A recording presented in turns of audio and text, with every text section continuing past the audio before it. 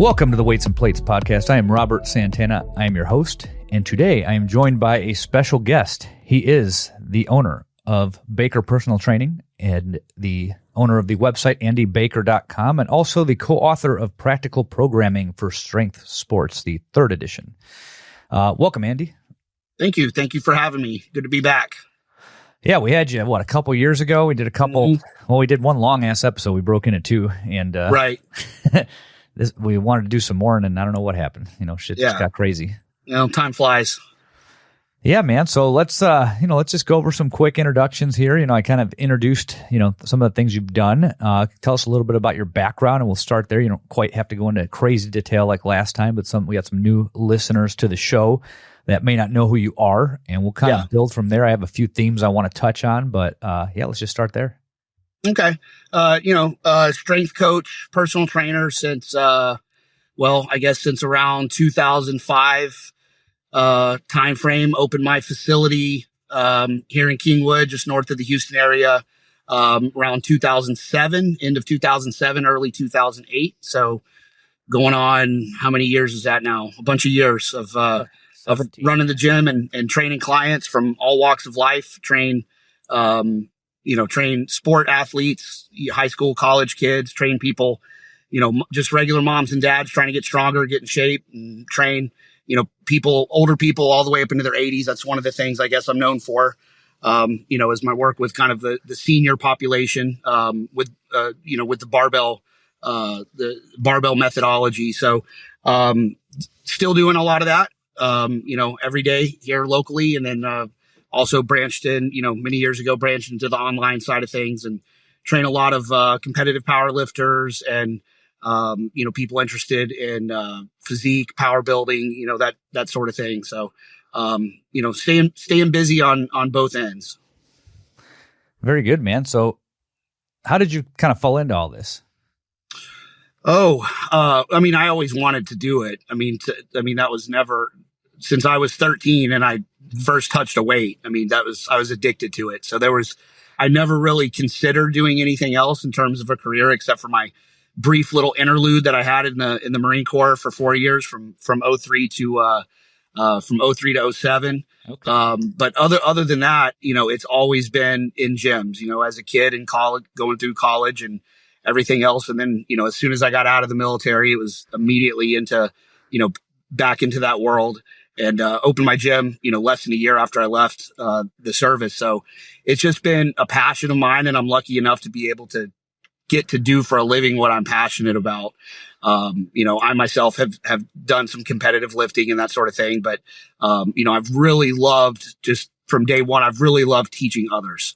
That's always been kind of my passion, and so always knew I wanted to open up a gym. So as soon as the first opportunity presented itself, I did, and that's what I've been doing. And then I was lucky enough, very early in my career, to get introduced to Mark Ripito, kind of through our mutual association with CrossFit is kind of how I found him, way back in the day, back in like the 05, 06 kind of days, is when I first got introduced to him formally, really, met with him and started collaborating with him in like 2008 time. And that was just kind of a good timing thing for me, with Ripito, was just, he had already written Starting Strength, and he had already written the first edition of the first and second edition of Practical Programming by that point. But at that time, there just wasn't a lot of gyms that were putting that into practice other than his gym up in Wichita Falls. So when I opened my place, it was kind of a barbell-based training facility from day one. And, that's kind of the model I was using. I was with my novices. I was doing a lot of the starting strength, linear progression, and then moving people into things like heavy, light, medium, and the Texas method and all that. So it was a good opportunity for both me and Mark, because as you know, when you have a concept or a methodology or a program, the more people do it, the more you learn. And having another coach also implement your own stuff, in a different facility with different people and all that kind of stuff. You just, I learned a ton, of course. And then, but he also, I think, he was asking, bouncing ideas off of me and me off of him and that kind of thing, because it just expanded the amount of people that were doing that type of programming. And so I was doing it I think one of the important things is I was doing it with a lot of just kind of regular people. And I think that was not everybody I was training some power lifters and things like that, but that wasn't my exclusive focus working with like competitive lifters. It was just kind of like normal, average, everyday people. And so, I think there was a lot to be learned and gained from that. And so just the more we talked and the more we shared, he kind of came to the conclusion. He's like, we need to do an updated third edition of practical programming. And then he contacted me and he's like, I want you to help me co-author it. So, and then that was kind of the springboard for me getting into the, online coaching and kind of getting my name out, out there in front of the masses of once that book came out. And then of course, several years later, doing the kind of the refined version of that, with the barbell prescription with Sully, targeted towards an older population, a 40 plus population. So this is interesting, man. So, you mentioned that you dabbled with competitive athletes. You've competed yourself. You're obviously a real strong guy. And if you guys want to hear all about that, go to the other episode we did a while back. We really don't do that. But, you mentioned how you coached regular people. Now this is pretty interesting because that's what kind of drew me in. When I went to Rip's gym, in 2013, that was the first time I met him. Up until that point, I had this idea in my head, and this is going to tie back to what I really want to hit later. I had this idea in my head that if somebody lifted weights and was strong, they were like this jacked fucking bodybuilder dude, right? Right. And I remember walking in there and seeing like all walks of life doing it and moving a spectrum of weights. I'd never seen that before. It was like, I'm like, huh? I'm like, that guy's not jacked. What's going on here? And, I have answers for that now, Yeah. But I thought it was cool because prior to that, when I got out of college in 2010, I just finished my master's and got my dietetics registration done. I was working at a Globo gym, commercial gym, for those of you who have not seen dodgeball, because apparently a lot of people don't know that term, I'm learning. Yeah, we're getting old. Yeah. That's what the problem is a lot of the people they're like, what's a Globo gym? Yeah. Which gym is that? I've literally had that question, bro. Yeah. So if you haven't seen dodgeball, you need to watch dodgeball, people. Anyhow, when I was there, this was like during the corrective exercise wave where personal trainers were trying to be physical therapists. Yes. And I'd already started to understand because I had a professor in college. At the time, he was one of those masters only people that they treated like a third world citizen, but he was a good coach and he did a lot of weightlifting, strongman, and powerlifting. And he was the first person to tell me, you don't need to do curls. You need to get more chins, And he taught me to low bar squat with a thumbless grip, all those things. And, I believed him because I had noticed in my own training that these core lifts were producing growth in the muscles that primarily move them. Right. So when I left that job, I made the decision. I'm like, well, people don't believe this stuff works, whether it does or not. I think it does, but I don't want any part of this shit. So I checked out. I was like a clinical dietitian at the time. And then I found Rip on YouTube, his old press video from 2008 at CrossFit, where he says you can leg press, but that's gay. Yeah. And I'm like, okay, this is my kind of guy, Yeah. I started doing the lift, started making progress, got hurt, learned how to unfuck my form because apparently you can't look at a picture of a squat and do it. Right. So then I get there and that's when I saw that and I'm like, whoa, what's going on here? Like this old guy's doing it, this lady's doing it. And then one of our colleagues, from Chicago, one of the coaches from Dave Abdulmulai was there. Mm-hmm. And that dude did not look like he could put up what he could put up at the time. Dave could put up some numbers. Yeah, dude. I first met him there and I'm like, oh, this guy's interesting. I'm like, what's up, dude? And he's just like, this chubby guy, fucking repped out like I think 5 on the squat. And I'm like, me and my friend were like, what the fuck? Like new to us, So over time, as I got to know Rip, as I got to coach more people, I started to realize that prior to any of this coming out, or even prior to CrossFit, I'd say most of the people in a weight room were people that were into lifting weights and tended to be good at it, Yeah. And now we've started to get people in the last 10 years that are just run of the mill people that want to learn how to weight lift, right? Yeah. And people like us that have facilities that are designed for that aren't just come in and work out. It's, come in and work out with a coach that, it's made it so much more accessible. There's so many actual training facilities now versus just gyms. that has made our methodology accessible to normal people who, as you know, do need some help on the front end, for sure. And maybe for an extended period of time in order to master this stuff. It's always hard to explain, and maybe you can give your pitch, but when people ask me, "Oh, you're a powerlifting coach?" Well, no, I'm not that. I'm not a bodybuilding coach either. I don't. Right. I've competed in a couple powerlifting meets, but I wouldn't even consider myself a powerlifter. Yeah, I don't really either. I'm similar. I have competed in powerlifting. I do not consider myself a powerlifter. Yeah. So when they ask, what do you do then? I'm like, well, I'm a strength coach. And they're like, oh, so you're powerlifting. Yeah.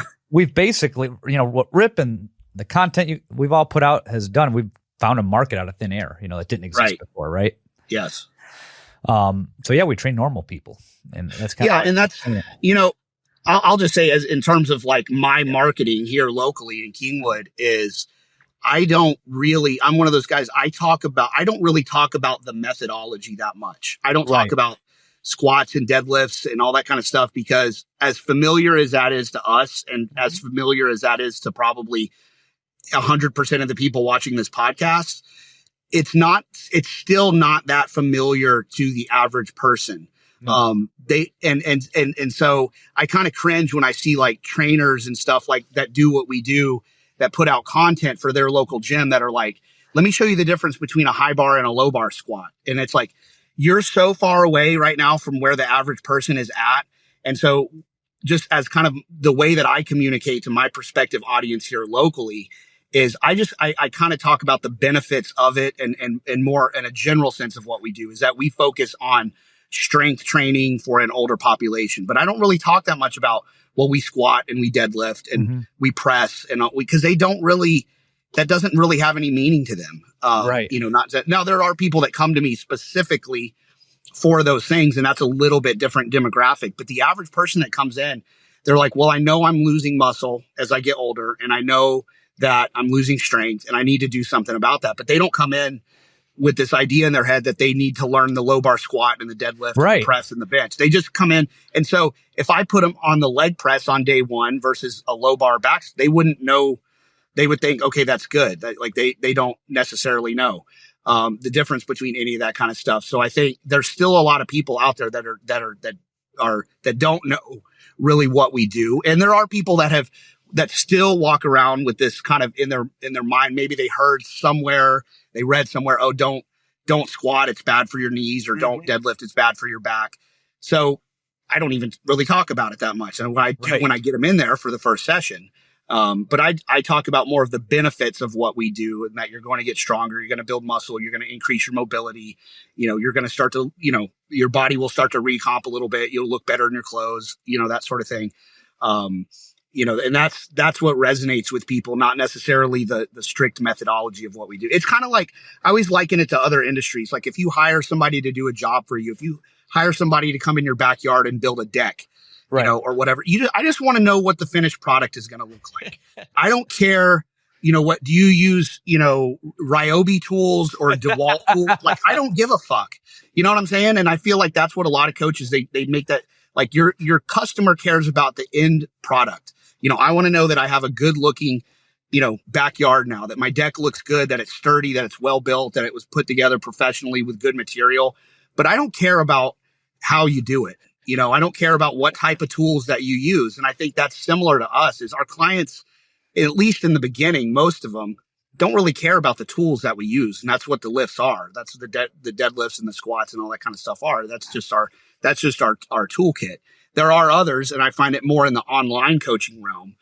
The online coaching clients come to me far more educated. I'm meeting them kind of in the middle. Most of them have already trained under a bar for a while. I don't deal with any beginners really. My online coaching, it's, a lot of them come to me already squatting 405 and are trying to get to 5, or they're already squatting 225 or 315 or whatever. And they're just trying to get to that next level and they're stuck.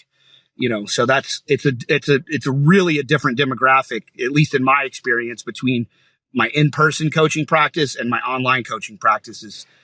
I do the same thing or very similar, but it's two totally different demographics. And the marketing that I do, the terminology that I use for each is completely different. Yeah, I would agree with that. I've noticed, in person tends to trend more novice and older, at least in my opinion. And online, it's more diverse. I get actually less older, so I'd say younger, but not necessarily super young, but like under 50. You know, when I at the gym, it can go up to 80. So I've definitely noticed that. Yeah. You know, our friend Hari Fafudis, he had a conversation with me once about marketing because he's down in Mexico. They don't know what starting strength is. Right. And he was saying similar things. He's like, dude, he's like, don't sell a process. Nobody's buying a process. He's like, that's an ultra niche, you know, like ultra niche. And those people are gonna go like do what they did, like go get the book, you know, first and that sort of thing. Like I mean, and it's not really an insult to them, but I can tell you like 90% of my personal training clients have not read Starting Strength, nor would they. They're not going to. They're just not turned that way to pick up a big thick text. Right. That's boring as fuck and read it to, I mean, it's boring as fuck if you're not highly, it's not to us because we're highly interested in that. Right. But for those people, they're not really interested in that. It's like, man, it's no different than me going back to the analogy. I don't want to pick up a book and read it cover to cover on woodworking and carpentry. Right. I could, and then probably do the deck myself, but it's like, no, I just want to hire somebody, you know? And it's so that's kind of where our clients are at. I picture Rip asking like specific questions when he hires somebody to do anything. Can you imagine going and working on Rip's house? Can you imagine the nightmare that it would be to be a contractor for Rip? Dude, you know he's asking him why this tool over that tool, or why that why are you using this piece of shit? Yeah. What's that thing called? What's the proper term for that? Yeah. Oh my God. I could not imagine that if I ever did work for Rip, part of the stipulation would be you have to go vacation in Canada or something for 2 weeks until I'm done. So he's a funny guy, man. I know. I love him to death, but I would not want to be a contractor on his house. Fuck no, dude. I would want to work for him. I would not want to do a job for him, but I'll give him a call on the phone and shoot the shit, hang out, have beer. I feel the same way. He contacted me, I don't know, 10, 12 years ago. And he's like, you know, in the Rip voice, he's like, I need somebody to come down here and run this goddamn gym. He's like, I'm out of time and I don't have time to mess with it. And, you know, Steph is overloaded with stuff or whatever. And I thought about it for about 5 minutes. And I said, I know a guy out in Nevada named Nick Delgadillo that's looking for a job. And, I said, let me put you in contact with him. So there's where, and now Nick is still there. And I think Nick's probably the perfect personality to work. Nick is a saint, dude, for that. I know. Me and Rip working together. Like, I mean, I wrote a book with the guy and that was an experience in and of itself. I bet, you know, dude, I hear stories from articles, you know, and it was fun. And I said, I'm not dogging on Rip. I mean, I am forever grateful for the opportunities that he gave me. And I consider him a friend, but it was an experience writing a book with him. A lot of people don't know this, but Rip operates on a completely different schedule than the rest of the world. Oh yeah. You know, he doesn't get to work until noon. He trains at like 11 PM. Yep. And then, you know, he does like office work at like 3 in the morning or whatever. And, you know, so he would call me, you know, at like 2 a.m. and be like, Baker, what's this shit about, you know, deficit deadlifts? This is West Side bullshit or whatever, you know, because I would submit like a portion of the book to him and, you know, for him to review or whatever. And he'd call me and I'd be like, what are you talking about? It's like 1:30 in the morning. I got to be at work at 5. And, you know, so it was an experience writing the book with him. So you guys did good. It's a good book. Yeah. There's a lot of behind the story, fun stuff that went into that.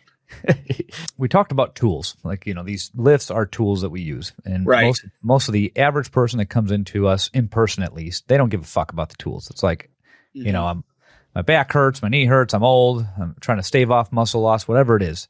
And it's pretty straightforward. You know, as long as you're a competent coach, people typically follow you when they come for that. What I've noticed is online, you get, like you said, you get a much more educated audience, and they will ask lots and lots of questions about the tools, the process, and in many cases, things that don't apply to thetheir situation. Yes. That's what I've kind of realized. One little sidebar there.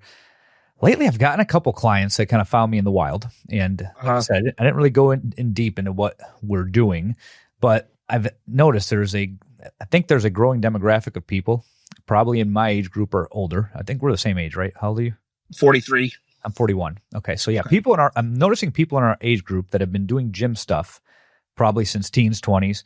Mm-hmm. They're wanting to get more done with less. And I have found that I'm now getting some of these people in person, some online, where they just find me and they're like, I don't want to spend 2 hours in the gym 6 days a week. Can I get this done on less?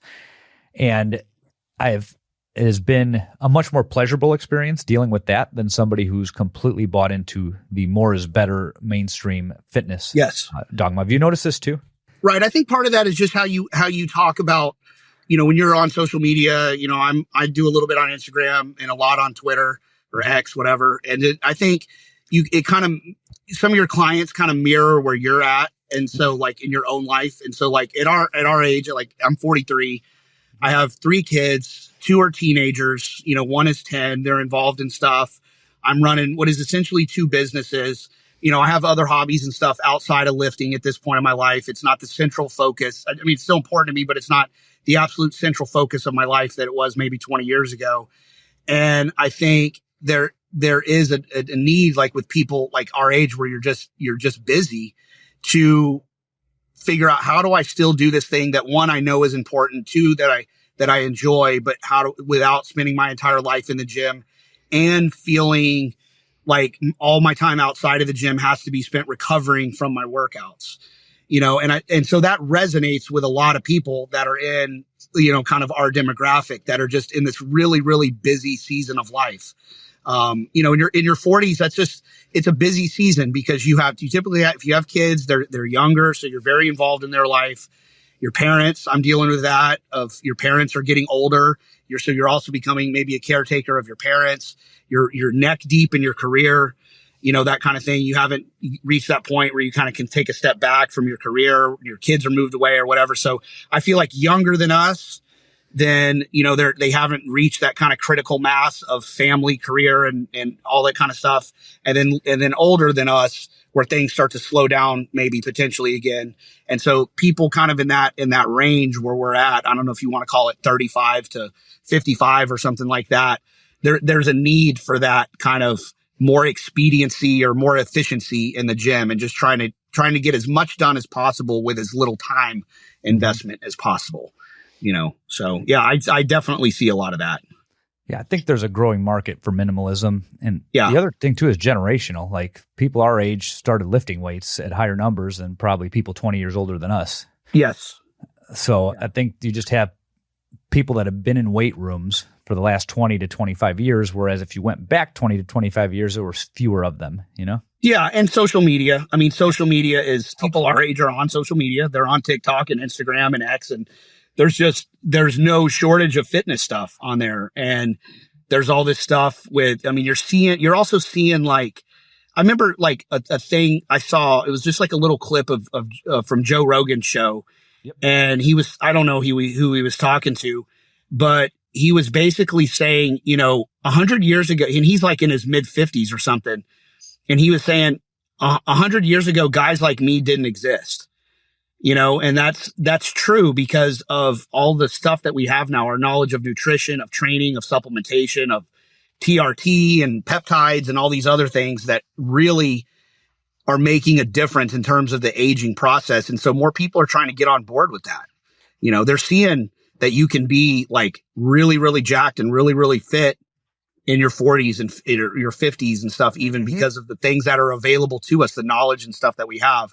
The flip side of that, there's more bad knowledge out there than ever. But if you know how to parse it down, there's more knowledge out there than there ever has been on all these fronts. Like I said, the training stuff, the nutrition stuff, the supplementation in terms of like, the number of guys that are on TRT now and all these different peptides and stuff, which are coming out now that a lot of them, seem to be effective in various capacities and stuff. I'm not educated on that stuff yet, but I need to get into it because it seems to be the real deal in a lot of cases. And, it's just I think, so there's a belief maybe that it's possible. And I think that's a big part of it is like our people really believe now that, it is possible to achieve a higher level of fitness, a higher level quality of life later into life. And so people, like I said, they just want to get on board that train. And so that's why I think you're seeing that. Oh, absolutely. So another good point, we talk about multi-year lifters here. So to review for the audience, when we get a novice in, we focus on the 5 main lifts: Mm-hmm. the squat, the press, the bench press, the deadlift. I try to focus on the power clean, but I spend more time on the chin up. I do too. Admittedly, although this is what I've been saying lately. When I moved a 3-bedroom house, so I was camping out at my gym for 2 years. A lot of people, right? Nobody on the show knows this probably because I don't advertise this stuff, but I'm no longer doing that, so I don't have a problem talking about it. But I was living in the spare office in my gym for 2 years. And I moved out of a house that was like an hour out of town in the country, and then I was kind of trying to figure out my next move. So I moved probably 90% of those things by myself. I had some help with things that I literally could not move, but I went through the warehouse, up a ladder, and into an overhead storage space.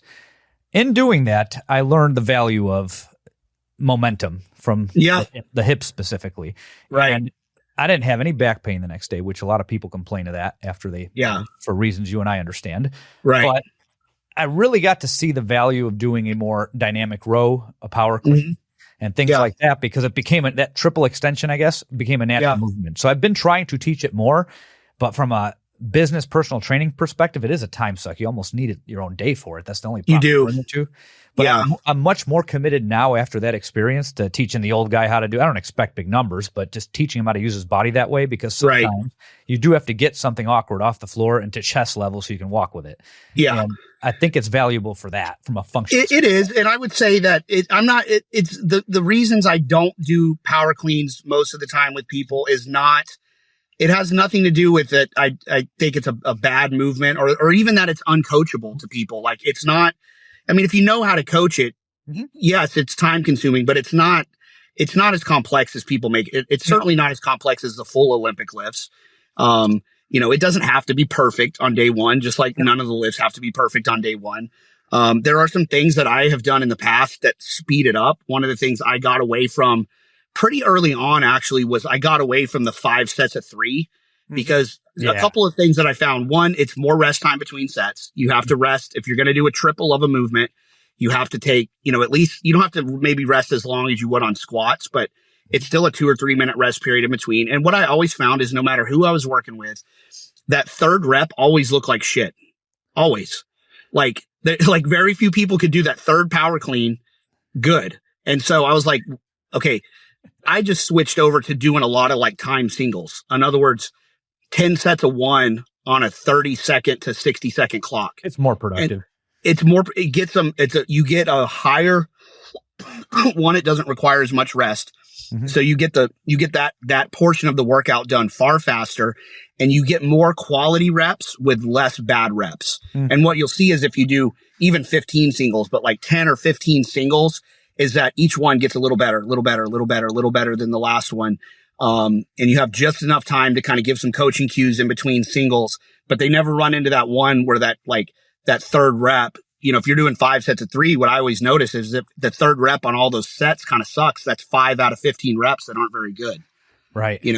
And so I just found that I got to hire a better quality of movement by just doing the time singles. And so in the event that I do them, which I still do when I work with certain athletes, especially in the summertime, I still work with volleyball players, which I use them for them. If I work with track and field athletes, I definitely use them with them. If I work with, grapplers sometimes, that sort of thing, then I'll use them with them. I think there's value to those movements, but that's usually the way that I do them is as timed singles rather than the 5 sets of 3. I like that type protocol. And I just find it's again, you only have typically with an athlete or something on average, you got them for an hour twice a week. So you have to really say, okay, what is going to be the best investment of my time? And how much time of those, you almost kind of look at that as you have like 8 15-minute blocks. What are you going to do with those 8 15-minute blocks every week? And how much time can you spend on this one lift that, especially for somebody that's not very strong, where their absolute strength is not very high, or they lack a lot of muscle mass, how much time should you devote to a power clean? Because in a lot of instances, and you know this too, if you don't power clean, if you 1RM tested somebody on a power clean on day 1, and let's say they did 75 pounds, that's the most they could power clean in good form. And then you didn't power clean again for 12 weeks. And all you did was squat and deadlift. their 1 RM on the power clean is going to double without ever having trained it. That's true. Because the deadlift is going to raise their power clean 1 RM without ever having actually trained the power clean.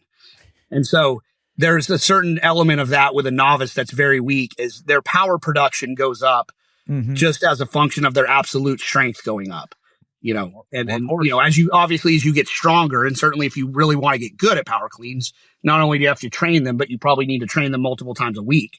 But you know, at that point, you're saying, okay, I'm getting strong on the power clean in order to get strong on the power clean. I don't believe that power lifters need to power clean. I just don't see any evidence of it. If I looking around in the elite, I know people make the argument about it, but if you look around in the elite circles of powerlifting everywhere, how many of them power clean regularly? Almost none. Almost none. Yeah. I just don't see any actual evidence that they're a necessary thing in order to drive up a deadlift. I get the argument. I definitely understand the argument that a power clean is better than, say, a dynamic effort deadlift, because you can pull, you have to pull a power clean in order to rack it. You have to catch it. Yeah. You have to move it with maximal intention, with maximal volitional force. You have to try to do that because you have to rack it. And the rack tells you if you pop those hips as hard as you possibly could, whereas a dynamic effort deadlift, you can't really measure it. But that's not a deal breaker for me. Yeah. I think it is for people that have a kind of an engineering brain. Yeah. If they're like, oh, if you can't measure it, then it doesn't count. That's actually not true. Just because you can't quantify it, and you actually can quantify it if you have the right equipment. Right. I can watch somebody pull a fast submaximal deadlift and say that was a fast deadlift. You know, and it still has, just because I can't quantify it by they're not racking it doesn't mean that it doesn't work.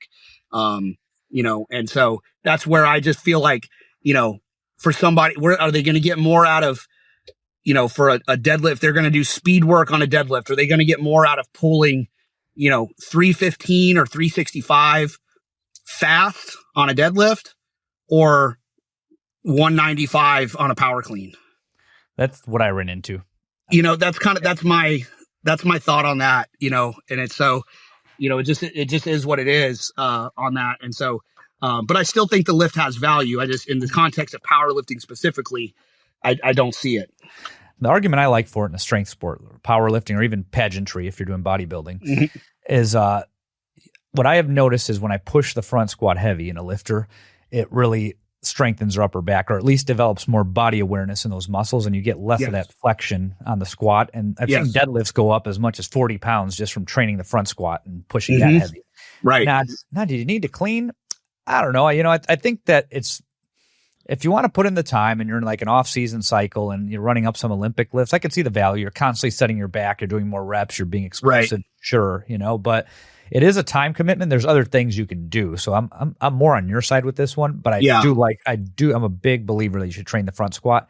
Yeah. Especially if you're one of these funky guys that has long legs, short torso, practically hinging his squat.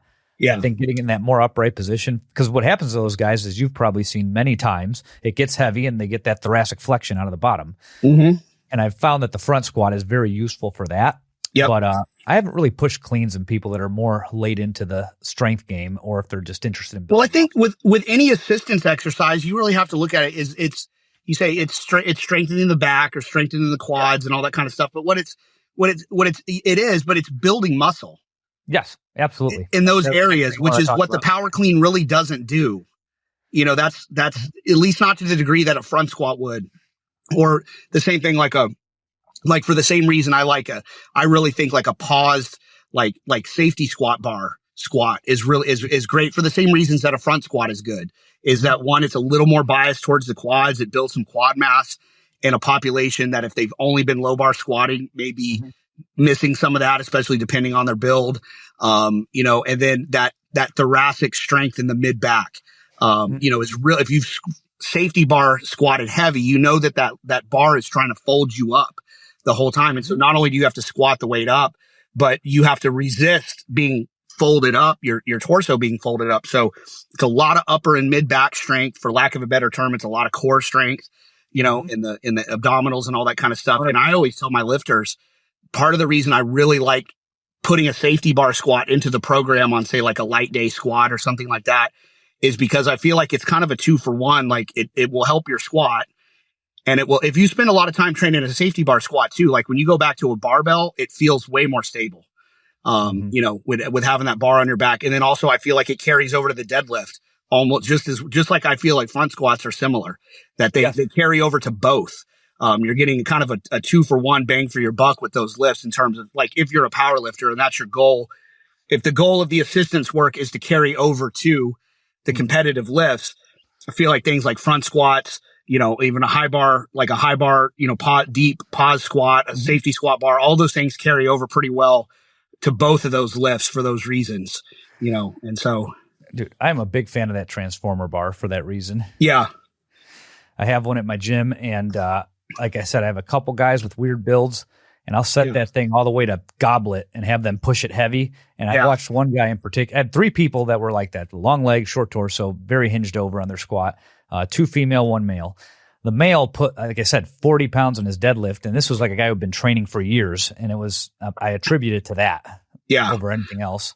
When I started several years ago, I kind of transitioned my training away from just very strict, you know, strength training or powerlifting, you know, all the time, you know, types of programming that we would be familiar with, you know, heavy barbell stuff, higher frequency, low repetition range, everything. And I started really going back to some of my roots, just mainly out of curiosity, if nothing else, and just wanting to kind of switch things up as I got older. And I realized, like, once I had hit some numbers that I felt like I was never going to exceed. And I wasn't willing to put in the work to exceed those numbers on my barbell lifts. I was squatting 550. I'd bench 405. I had pulled 635.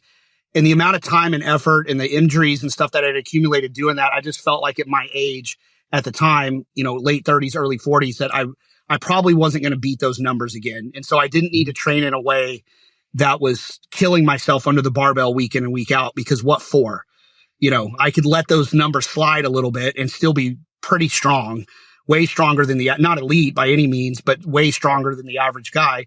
And so I started mixing up my training a little bit. I went back to some of my roots, back to my teen and early 20s years, where I did a lot of bodybuilding focused training and started doing some stuff I hadn't done in years, you know, leg presses and leg extensions and Smith machine squats, even, you know, just all that kind of stuff that I hesitated to even put on YouTube because I knew what the backlash because I knew what the backlash was going to be. Like, oh my God, starting strength coaches. And I kept telling people, I'm not doing this because I'm coaching everybody to do this. I'm just doing it for myself because I wanted to do something different. But I also wanted to go back.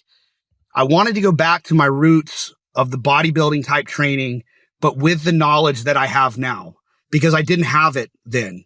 And so when I went into the gym in my late teens and early 20s and did that sort of training, I had success, but not as much as I would have had I understood some of the training principles and concepts that I understand now. And so I wanted to do that. But one of the things I was surprised about was, you know, all those years of low bar squatting, I always joke with people, I didn't have good quad development. I didn't. Right. I had huge adductors and huge glutes. That was where all my power, I was all ass and adductors. That's what I always tell people. That's what low bar built up for me. And so I wanted to, you know, kind of get rid of that turn up leg of, you know, narrow above the knee, but huge up by the hip, you know, type of thing. Yeah. And so I started doing a lot of leg pressing and hack squats and leg extensions and all that kind of stuff.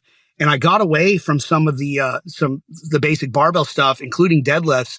And I remember I went back to deadlifts, and I was going to see, I hadn't deadlifted in forever, like 6 or 8 months. And I wanted to see, am I still good for a single at 500? Because I hadn't touched anything that heavy. Right. I see, am I still good for a single at 500? I did it for 10. Nice. That was such a huge leap. Even in my stride, like when I was pulling 635, I don't think I could have deadlifted 500 for 10.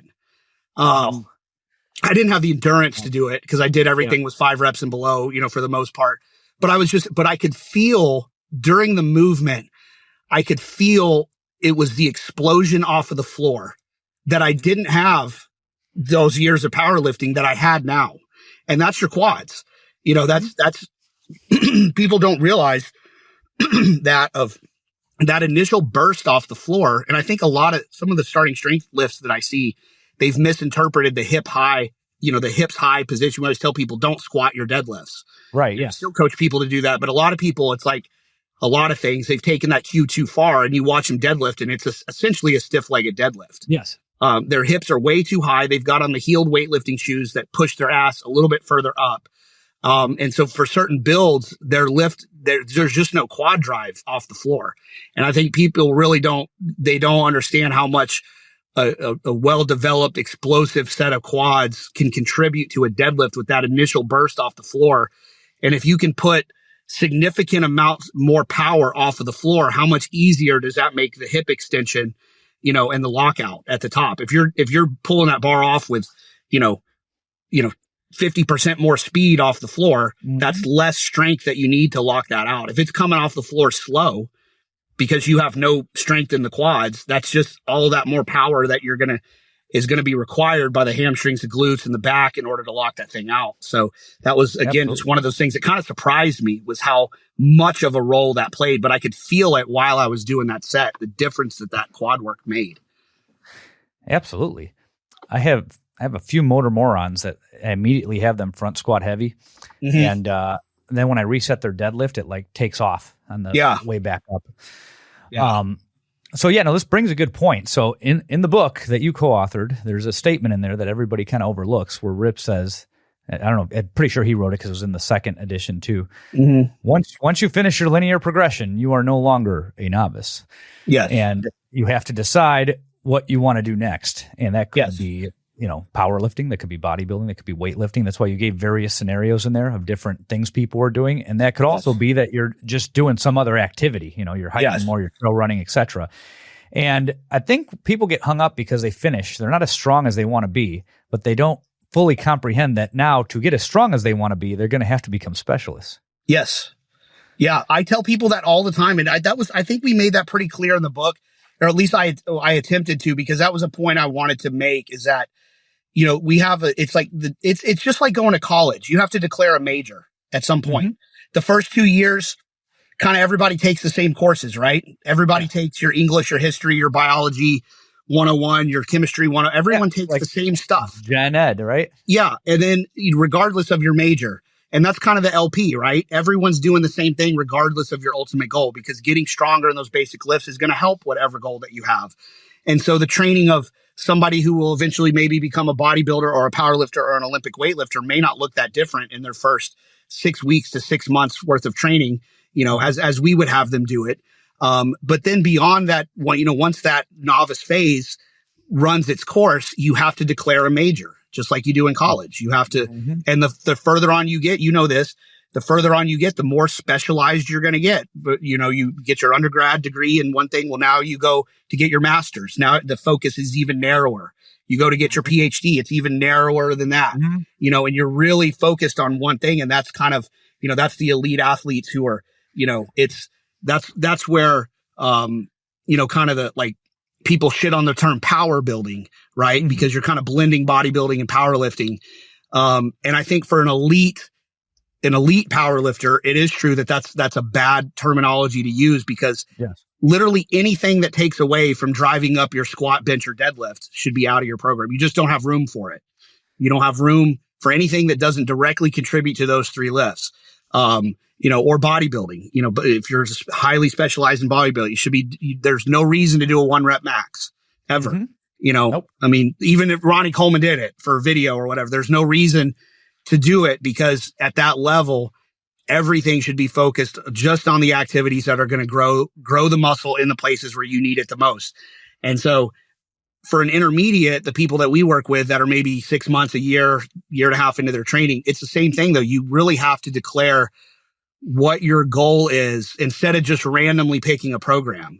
And people ask me, well, should I do Texas method, or should I do heavy, light, medium, or should I do a body part split, or what should I? And I'm like, what's your goal?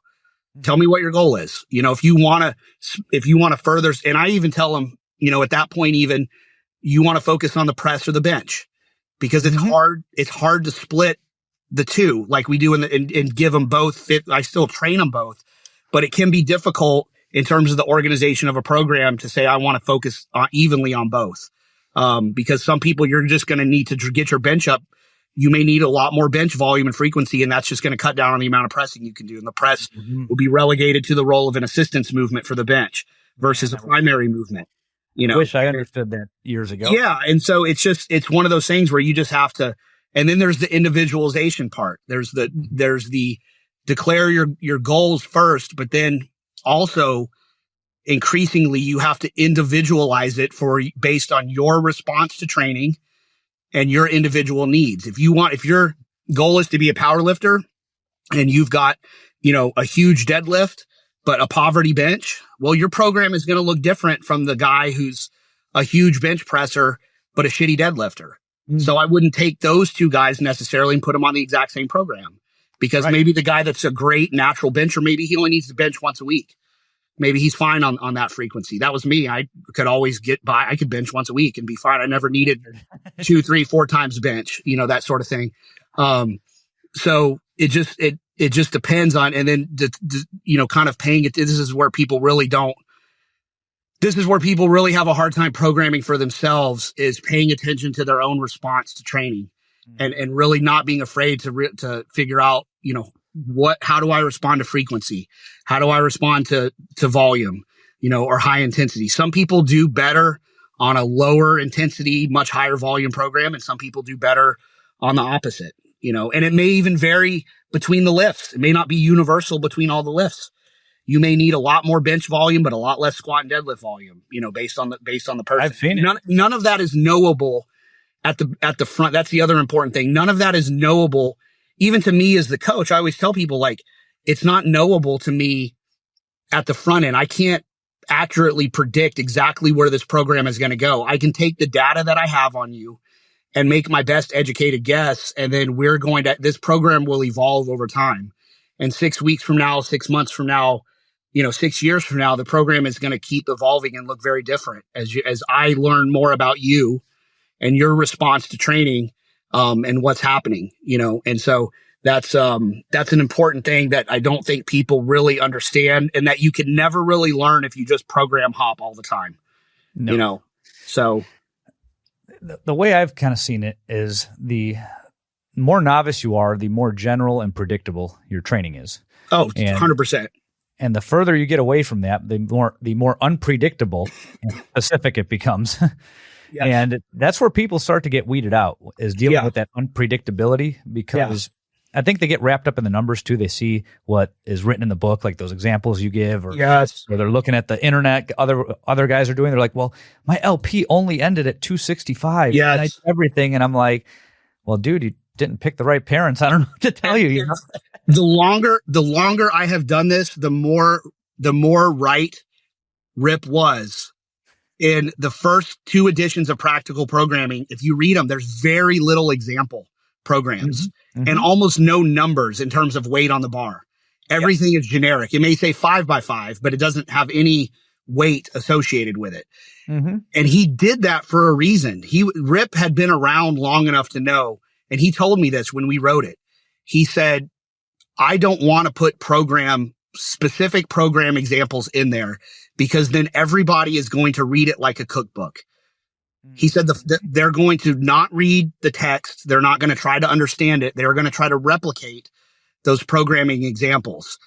And he was right. But he said that's what people want. That's what people are demanding, is to have more examples, because the first 2 editions really didn't have much in terms of programming examples, and people wanted to see them. And I think the examples are better if and can discipline yourself to not just try to follow it like a cookbook, and know that your numbers may end differently than somebody else's. And we went to painstaking detail in that almost every program example that is in that book is preceded by the words, this is only an example program. This is just a sample. This is not a prescription for any one person. And he was right about that, is because that's how people follow it. And to some extent, I get it. If you don't have any background in this stuff, you don't have context, what else are you going to do other than follow the program? But like you said, the numbers especially is where people can really get hung up on, because, oh, well, so-and-so, he ended his LP at 315 and I'm petering out at 275. Oh, well, that's where you're ending up at. It doesn't determine where you're ultimately going to end up at, but that's just where you're ending up at now, I mean, this concept that individual results vary has been lost. And, I'd almost argue that a more advanced person might end their LP sooner than a less advanced person, because an advanced lifter that's getting stronger pretty fast cannot squat 9 sets per week heavy. No. Only somebody that's only a woman or and maybe an older person, well, not 3 sets, but somebody who has very little neurological drive can do that type of frequency for very long. I mean, a really strong, explosive lifter is not going to be able to go in there and squat heavy 3 days a week. If you see an advanced lifter that's squatting 3 days a week, at least 2 of those are lighter submaximal workouts. Nobody that's, or very few, I don't want to say nobody because somebody will point out somewhere where I'm wrong, but that you could almost make the argument that a more advanced guy could end sooner because of the fact that he's just going to fatigue himself way faster. And somebody that's, a really low T type of guy with not a lot of neurological efficiency could potentially, I don't mean low T like I mean literally like doesn't have a lot of neurological efficiency there, could arguably make that type of programming work longer, going 1 and 2 pound jumps. I mean, imagine taking a really strong advanced lifter and having them squat 3 days a week and going up by like 2 pound, 2.5, 5 pound increments. I mean, you would just kill them. You'd wreck them. It's craziness, man. So I could see a scenario. So it's important for people to like, where are you in the LP? That's why I always told people, go way back to my days on the Starting Strength forums when I was running the programming forum. Like, don't get into that thing of I have to milk the LP for every last ounce of progress and run myself into the ground where, I can't function outside of the gym because the LP has made me so beat up and so sore. You don't have to do that to yourself. You can transition to an intermediate program when the LP comes to its natural end. You do not have to eke out every single pound of progress out of that, because half the time we reset these people a little bit anyway when we get them on an intermediate program, because volume changes, per session volumes change, and rep ranges maybe change, that new exercise. So you kind of reset them anyway. So it's like, we're going to reset you 5-10% on all these lifts anyway. So you don't have to get, it's not that critical that you get from 205 to 211 and a half, Yeah.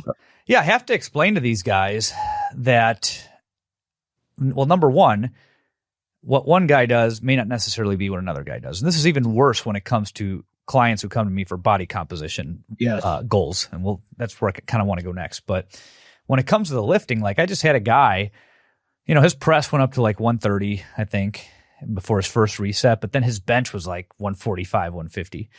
And it taught me something that I was kind of already arriving at the conclusion of.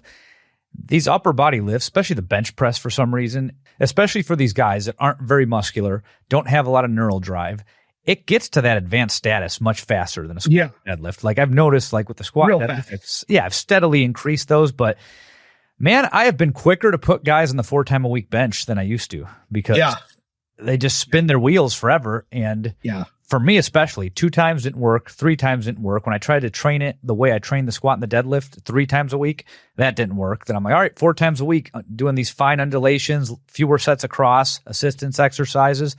That seemed to work. But I've noticed with these novices that just, again, shitty body composition, shitty neural drive, motor morons, that bench press gets advanced quick. And this is a point that I have to make to the bodybuilding crowd, not bodybuilders, but the people that are doing bodybuilding. Right. So like, I want to make this distinction here before we hop on this topic. So you mentioned, when you're no longer a novice, if you're specializing in bodybuilding, you have to structure your training to feed into that. So you don't want to be doing a bunch of powerlifting specific training if your goal is to compete in a bodybuilding show and you're a contest bodybuilder. That is very different than you, who is watching this, who is doing bodybuilding.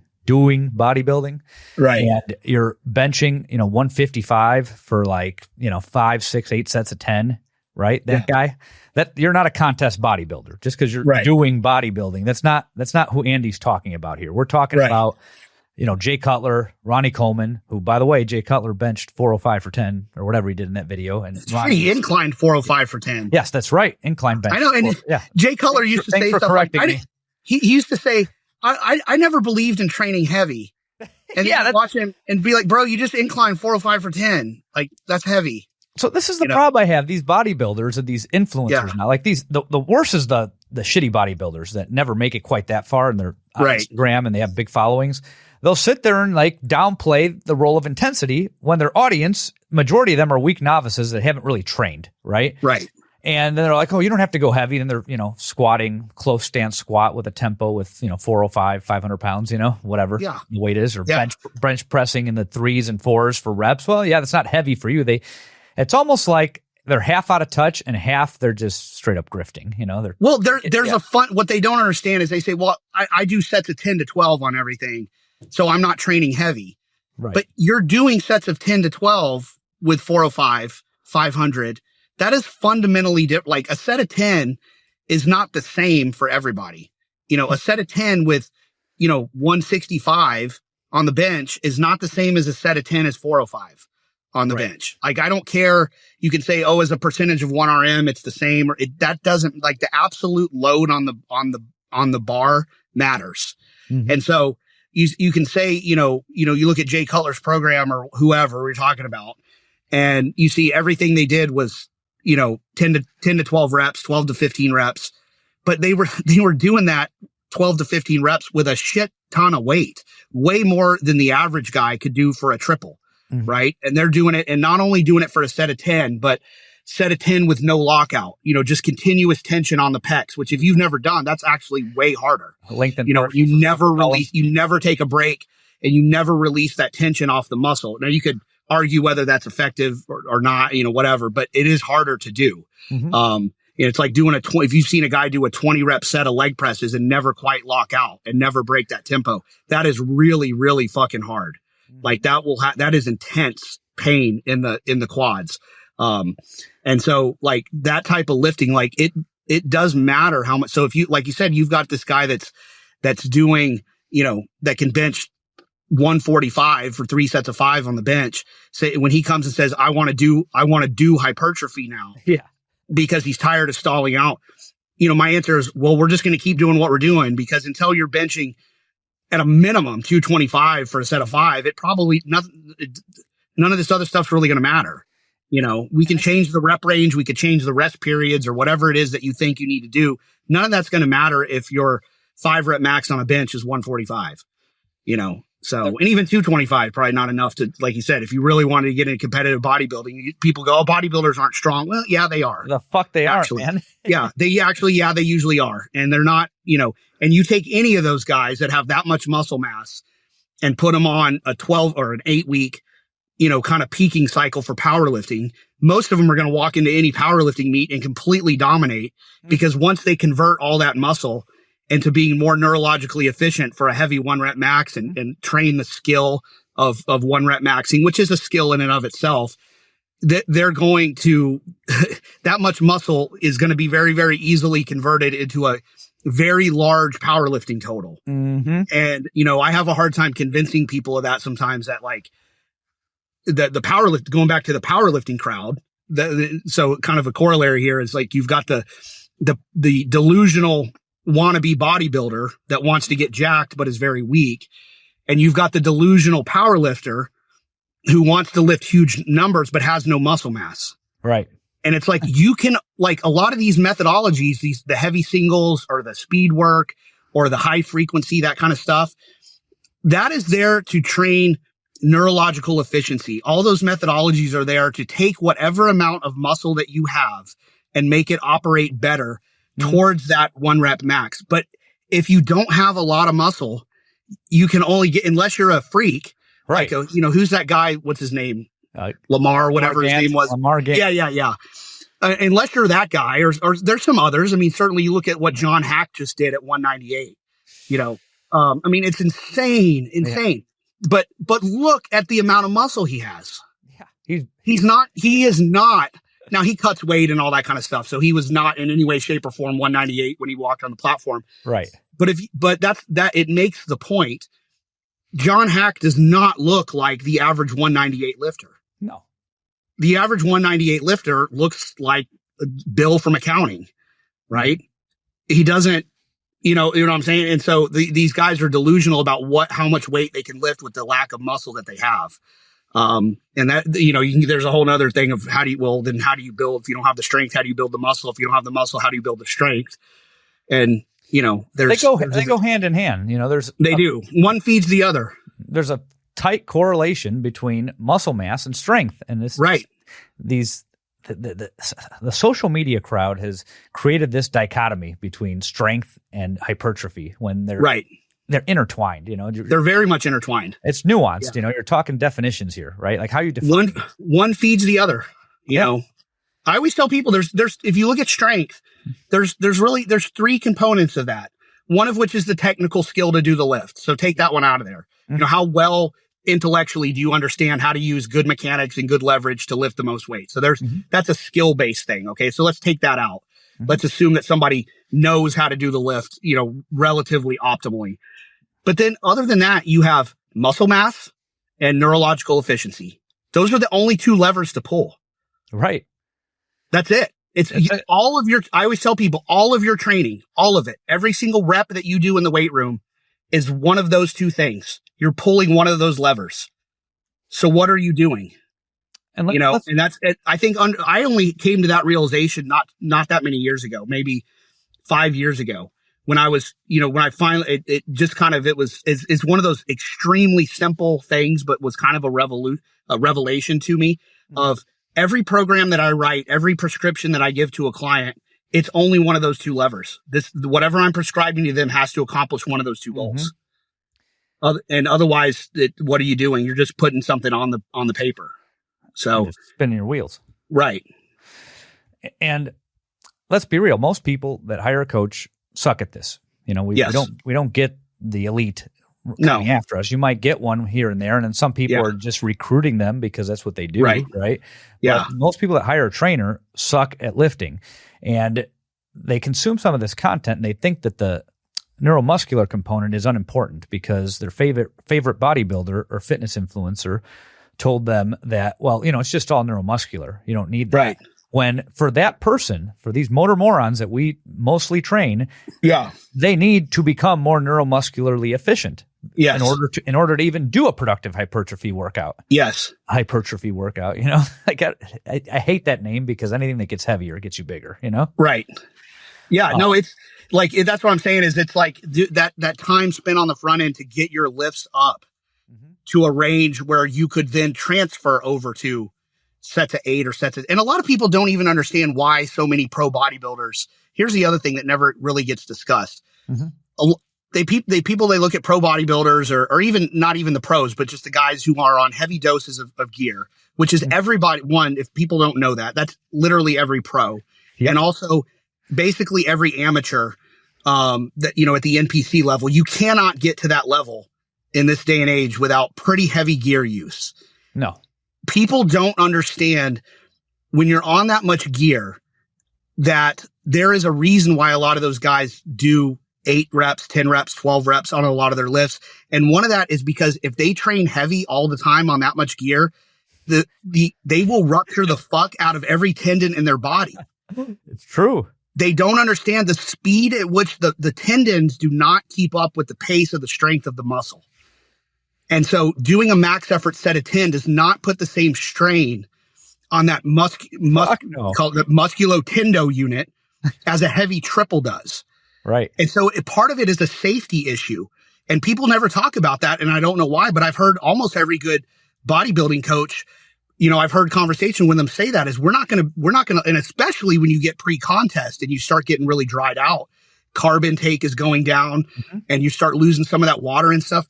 You're not going to take a guy with that much muscle mass and on that much gear who is maybe capable of pulling a triple at 700 pounds. You're not going to have him do that. Fuck me. Because the risk of detaching that hamstring from the bone is extremely high because unlike the natural athlete who spent years working up to that, and so the strength of the connective tissue was built at the roughly the same pace as the strength of the muscle. And a really, really heavy gear user, the strength of the muscle, because of all the gear, gets much stronger faster. And the tendons do not have time to keep pace with that.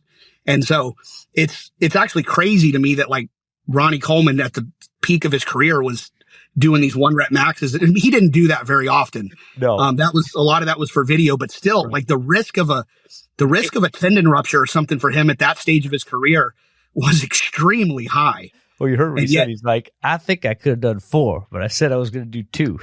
Yeah. And it's like people don't understand when you talk about tension on a muscle, and I don't want to get too much. When you talk about mechanical tension, there's two layers to that. There's the mechanical tension at the level of the sarcomere, at the muscle fiber itself, which reaches its peak when the weight of the movement slows to nearly 0 is when it's going to reach its peak. So that's when you hit failure at roughly any range. So that can be the last couple of reps of a set of 10, a set of 12, or a set of 5. That's a different level. That's a different type of tension than the tension on the entire structure of the lifter from extremely heavy weight. Mm-hmm. So a set of 3, a max effort triple, is much more tension on that musculo-tendon unit than a max effort set of 10 is going to be. And so for those guys that are on really, really heavy gear use, it's a much, much safer protocol to train at a higher rep range, or the risk of tendon ruptures is extremely high. Absolutely. So that's just a little aside as to some insight as to why a lot of those guys train that way.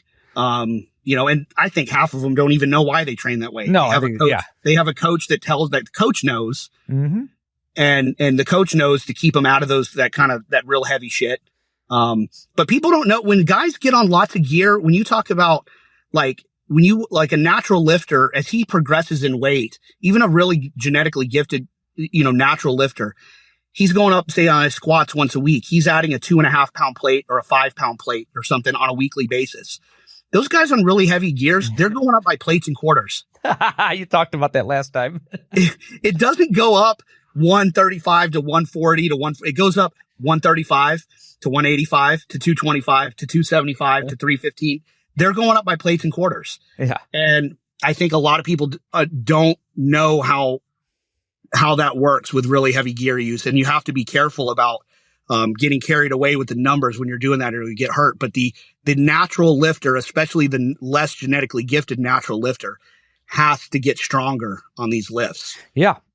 Or he's never going to have the potential to develop muscle mass.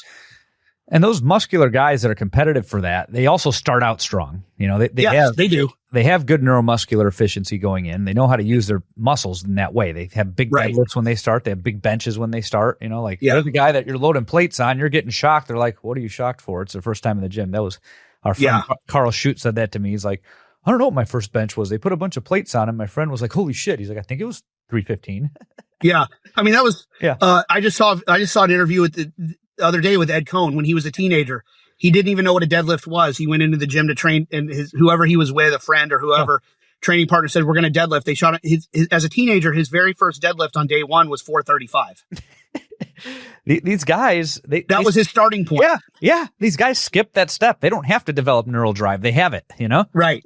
So, the other way I explain it is the average person that comes to us that we're talking to right now, they're limited by strength. A gifted bodybuilder or power lifter is not, they're strong out the gate. They don't have to deal with these fucking problems. You have a different. And the gear will take care of the rest. Yeah, absolutely. So that's the other thing. I just shared a story on Instagram of that 1996 study that I'd forgotten about, where they supplemented high dose testosterone, which they just, they define that as 600 milligrams. These gearheads take way more than that sometimes. Yeah. But that would consider that high. That's triple what. Yeah, that's a high dose. Yeah, that's triple the upper limit of TRT. Am I right? Yeah. So they found that the guys who took the 600 milligrams of testosterone and did nothing gained more muscle than the guys who strength trained. And obviously doing both had the best effect. But people don't understand that either on the hypertrophy side. These skinny guys, they watch certain people on YouTube that are talking about hypertrophy, do all these exercises, and they're only focused on what the training does and not understanding that there are other factors other than your weightlifting program that are going to influence A, how your muscles even look, and B, how big they're going to get. Right. And we haven't even touched on diet. No. Which is that's the other thing that guys are totally delusional about they're delusional about it in the strength world, and they're even more delusional about it in the bodybuilding, 100%. Small B bodybuilding world, of the level of consistency that it takes to eat like a high level body. And here's what I always tell them is, look, everybody bitches online. They say, oh, well, yeah, drugs and genetics and all that. Okay. Yes. Both of those are absolutely true in the elite levels. Mm-hmm. The best guys are gifted, with the best genetics. They take the most drugs. But even with that present, if you look at how those guys eat, they are consuming far more food at a higher frequency and of a higher quality than what the average guy is doing. And they're doing it consistently 7 days a week, month after month, year after year. Mm-hmm. And they all fucking hate it. Mm-hmm. And if they didn't need to do it, they wouldn't. This is what I always tell people. If you ask any bodybuilder, what is the hardest part about it? It's not the cardio. It's the eating. It's not the 2 hours of cardio a day. It's not the lifting. It's the diet.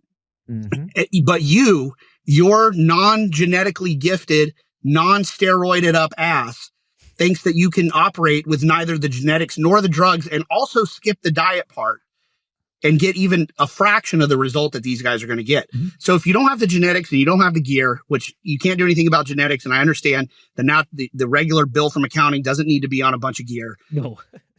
I'd highly advise against that. I don't care if they do, but I highly advise against it. But you can't skip the diet part when you're talking about building that muscle and building the strength, because those guys have the advantages that you don't, and yet they still do that because it's necessary. Because even with the genetics and even with the drugs, they still couldn't reach those levels that they reach without that diet part. And if you want even a fraction of the results that those guys get, you can't skip that step and just eat 2 or 3 meals a day of whatever you want and expect to grow a bunch of muscle mass, because there's a pathway forward with the diet. We know what it is. We know how they all eat. And these people are jumping around from all these different fad diets and all this type of stuff, trying to find the secret sauce. And, it's, there's like you said, there's a formula there on the diet.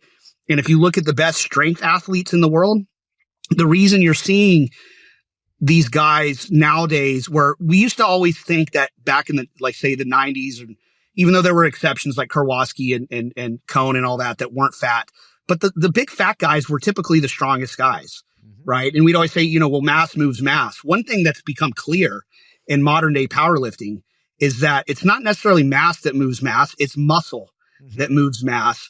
And these guys have gotten the old days of the guys that just went to Old Country Buffet 3 times a day and got fat. Yeah, that helped because all those calories were helping them add muscle, but they're also sitting at 30% body fat. The newer generation of lifters are eating, the strength athletes, are eating like the bodybuilders did. They've adopted that style of eating, and the body compositions. You're seeing guys now that are lifting these massive amounts of weight that aren't big fat guys. They look like a John Hack. They look like somebody who could, in 12 weeks, could step on stage if they wanted to peel down a little bit, and that's because of the nutrition side of it. They have figured out, well, what do the bodybuilders do better than everybody else? That's build a lot of muscle. Mm-hmm. And what are they doing that we're not? And it's like, wow, they're eating 6 or 7 meals a day of very high quality, nutritious food. And we're going to Golden Corral 3 times a day, which can work. That's kind of bludgeoning, but it's not the best way to do it. And I think that's another thing that these guys need to get real with on how much muscle they want to build, is what are you willing to commit time wise to your nutrition, and it's a pain in the ass. It is. I eat 4 meals a day, and the reason I don't do 5 or 6 anymore is strictly because it's a pain in the ass. It's 5 or 6 is better. Yeah, it is. It just is. It's just unless it's your life, it's just too much. It's too hard to do, sustainably, so. I'd like to dive into that in another episode, man, because I have a lot of questions there. Me personally, every time I've went up, I've ended up at like 20 to 25% body fat, because that is just where the weight moves. And then I take it off. A lot of guys never take it off, but that's a much longer conversation. All right, man. Well, I'm going to close out. Why don't you tell people where they can find you? Yeah, best place, two best places are just go directly to my website to andybaker.com. And that's for all my services and stuff. I have a blog on there. I'm old school. I still somewhat keep the blog updated. I like writing articles. I like that long form, written content. So you can read articles there. And then plus all the programs and services and all that kind of stuff. And if you want to hit me up on social media, I still post on Instagram a little bit. But it's been taken over by the turnip head, 18-year-old kids now. And I just can't do it. So mostly I'm on Twitter and, X now, and I'm at Baker Barbell. So if you want to find me on Twitter and X, that's where 90% of my social media content is at these days. Cool. Well, you can find me at weightsandplates.com. If you're local in Metro Phoenix, we have Weights and Plates Gym just south of Sky Harbor Airport. I'm on Instagram at _Robert_Santana, where I put lots of reels trolling bodybuilders and providing good information too. We're also on youtube.com/@weights_and_plates. Thank you for tuning in, and we will definitely finish up this conversation.